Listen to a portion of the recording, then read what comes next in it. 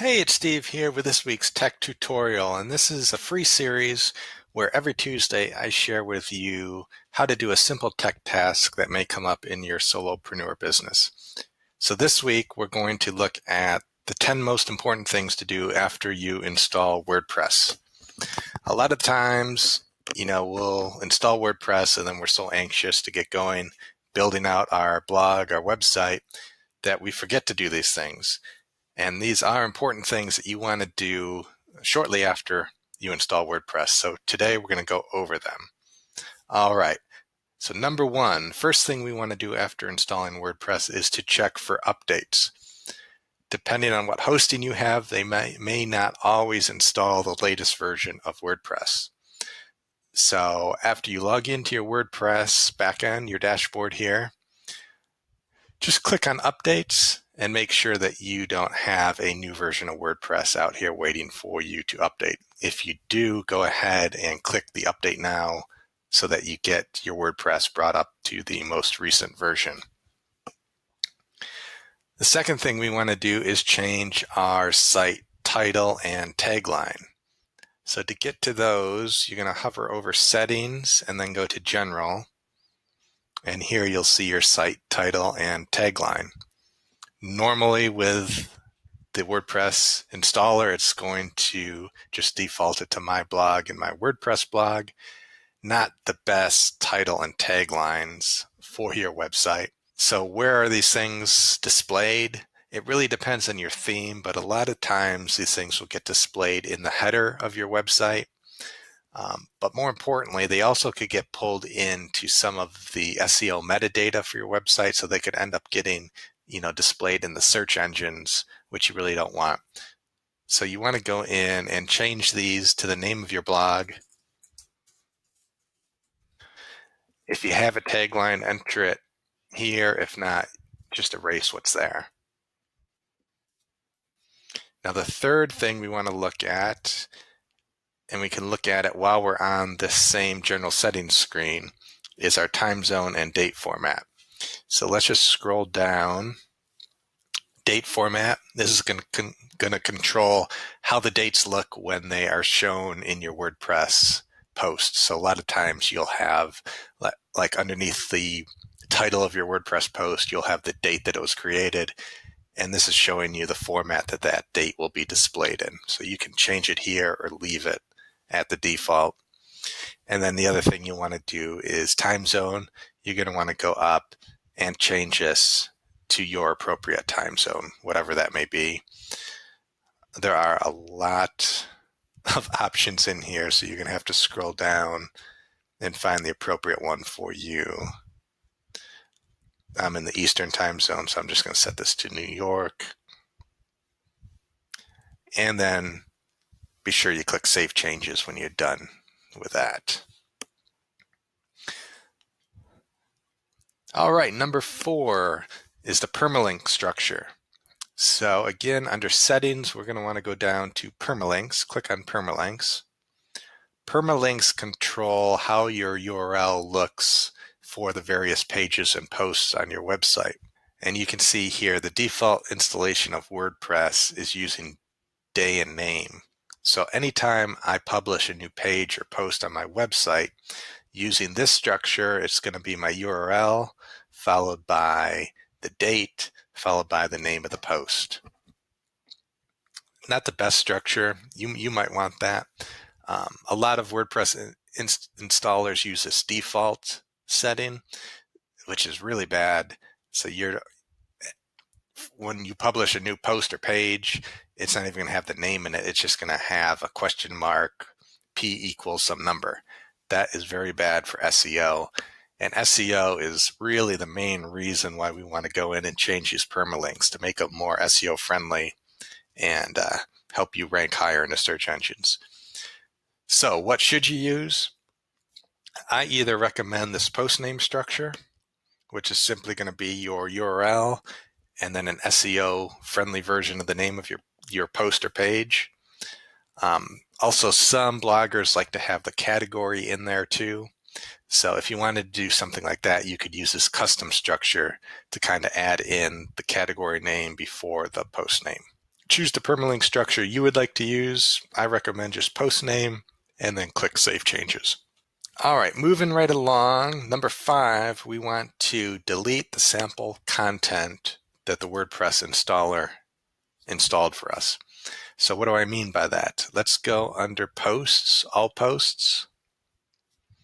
And you're going to see here, there is a blog post in here. I did not put this in here. The default installer put it in here. Now I use SiteGround for all my WordPress hosting. So they added this in. A lot of other hosting companies will install a Hello World blog post. Whatever's in here, you want to go ahead and delete. So just hover over the title and click Trash. And then you want to do the same thing for pages, because some WordPress installers will install a dummy page. If you see one here, just delete it like you deleted the blog post. All right, number 6, we want to delete unnecessary plugins. So let's go over to our plugins, installed plugins, and just like default pages and posts were installed, a lot of installers will install plugins. And we really want to go through this list and delete anything that we don't need. Typically, this Hello Dolly is always installed. There's no reason why you need this, so definitely delete that one. The other plugins that may have been installed, you're going to need to look at and evaluate whether or not you want to use them or get rid of them. This Akismic anti-spam, I would definitely keep that one because that helps reduce comment spam on your blog. This Loginizer and SG Optimizer, those were installed by SiteGround, and I know I want to keep those, so I'm going to keep those. But this Jetpack by WordPress, I never use this one. Some people like it. You can look into it, decide whether or not you want to use it. I don't want it. I can't delete it right here because it's currently active. So first I need to deactivate it, and then I can go in and click delete to delete it. So just look through your plugins and get rid of the ones you don't really need. You know, you don't want to overbloat your site with plugins because it is going to slow down your site, but you need the ones you need. So just get rid of the ones you don't need. All right, step number 7, we want to change our default category. So for this one, again, we're going to want to go back to posts and then select categories. So the way it works is anytime you create a new blog post, that blog post is going to automatically be assigned the default category. And WordPress installs an uncategorized category as your default category. So that's probably not the best name. So let's click on edit and let's change this to more of a generic name. And then just go ahead and change the slug while you're in there. The slug is what's going to show up in the URL. And then just click update. And then we'll go back to categories.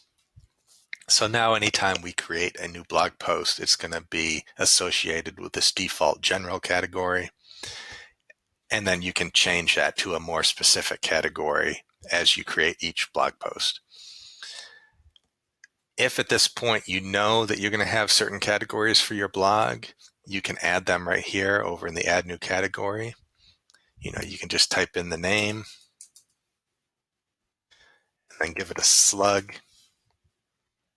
If your category has more than one word in it,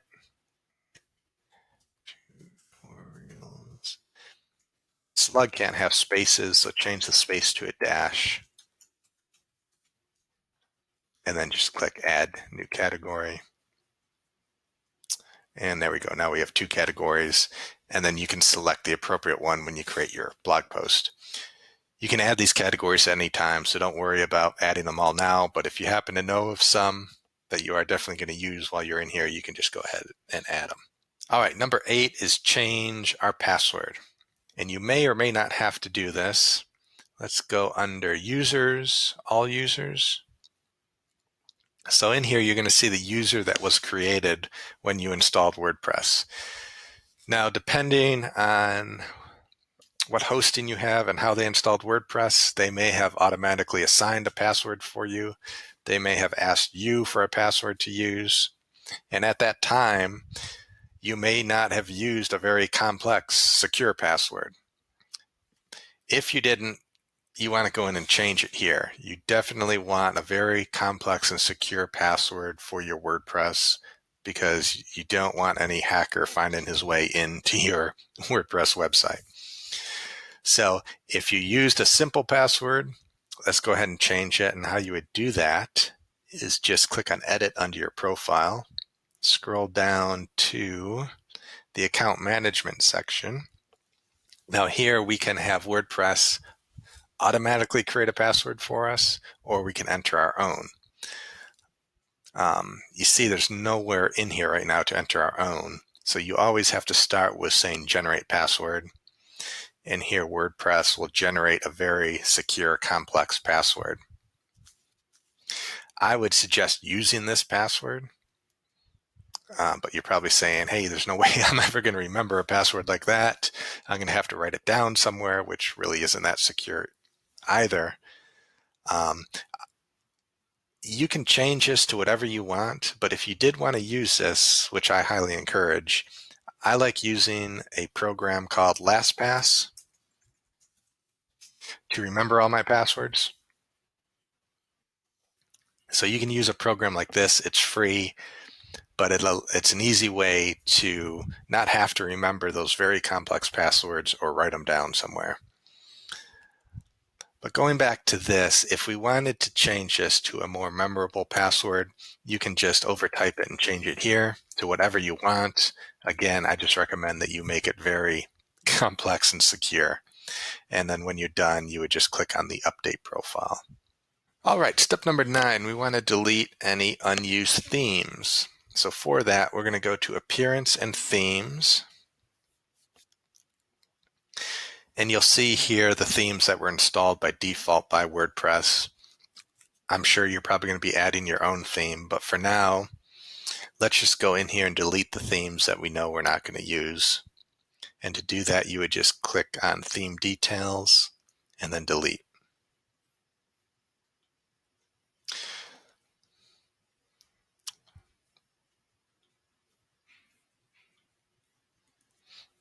All right, so now all we have is the current active theme that we're using. And again, just go in here and delete any themes that you know you're not going to use. All right, step number 10 is to install our essential plugins. So let's navigate back to Plugins, Installed Plugins. And then we'll click on Add New. So here is where we can add new plugins. We can search for them here. A lot of times I like to go under Popular, and you can see the most popular WordPress plugins that are being used. I'm about to go through a list of the 10 essential plugins that I always install on a new site when I'm getting started that I really recommend. But the point here is you want to install the plugins that you really know you're going to need. Again, you don't want to overbloat your site with plugins because that's going to slow it down. But there are some very important plugins that you want to be using on your site. So let's go over the list right now. Number 1 is Yoast SEO. That's an SEO plugin.